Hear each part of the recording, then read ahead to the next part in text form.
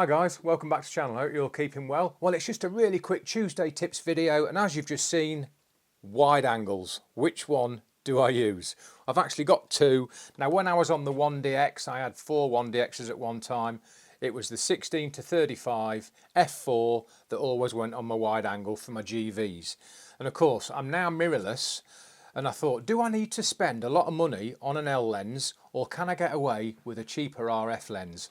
The answer is yes. So I now use 15 to 30, f4 to 6.3. I'm never out of 15mm, to be fair. When I'm doing my ground shots or any sort of GV, I'm always as wide as I can go, and I'm always at f4. Obviously, if it's really bad light and I'm only doing a GV, no need for a fast shutter speed. I can wind it down to 50th of a second if I like, as long as I keep nice and still, which dictates that that's always at f4.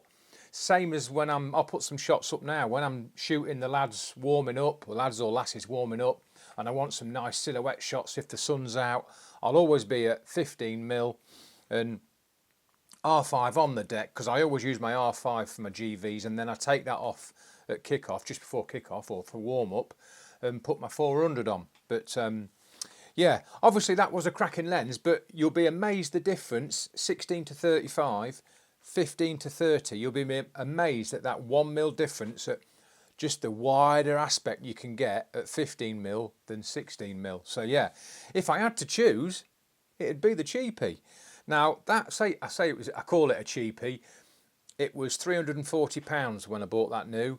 These are now going for about £200 to £300. I've just looked on eBay actually. When I bought that new, it was about £750, £800. Obviously it's a more substantial lens and it is a pro lens, and it still does the job on my remote now. Obviously I've still got a 1DX behind the goal.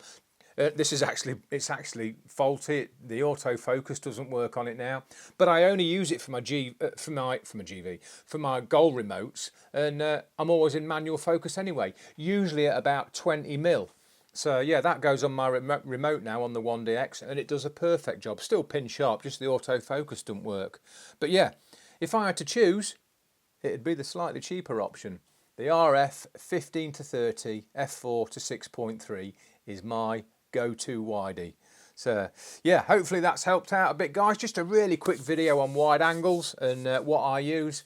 I look forward to your comments. Let me know what you use. And oh, talking of comments and bits and bobs, if you can remember, just check out, there's a hype button on YouTube now. I know when I've been watching videos on my phone, you can see it, hype, and apparently it's a secondary like button. So if you could remember not only to like and subscribe, if you're not subscribing to the channel yet, that'd be great.